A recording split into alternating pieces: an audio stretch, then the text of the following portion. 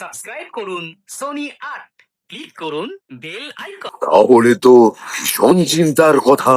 সেই একজন তো মহারাজের খুব প্রিয়, সে তো যাবার নয়। তাহলে আরে তার খবরই তো এনেছি মন্ত্রীমশাই, আপনার এই মারাত্মক বুকের ব্যথার চিরবিদায় হবে। মানে এই বলো বলো, শিগগির বলো। গোপাল একেবারে গেছে মন্ত্রীমশাই, একেবারে নিজের কানে শুনে এলাম। আরে বাবা, পণ্ডিত মশাই ভালো কথা একটু না থেমে বলতে পারেন না? অনিত বলো, তুমি নিজের কানে কি শুনে এত উত্তেজিত হয়ে আমাকে বলতে না?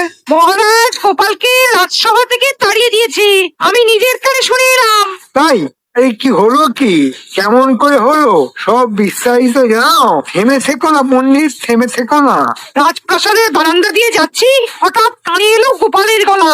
গোপাল মহারাজকে খুব উঁচু গলায় বলছে, আপনার এই কথা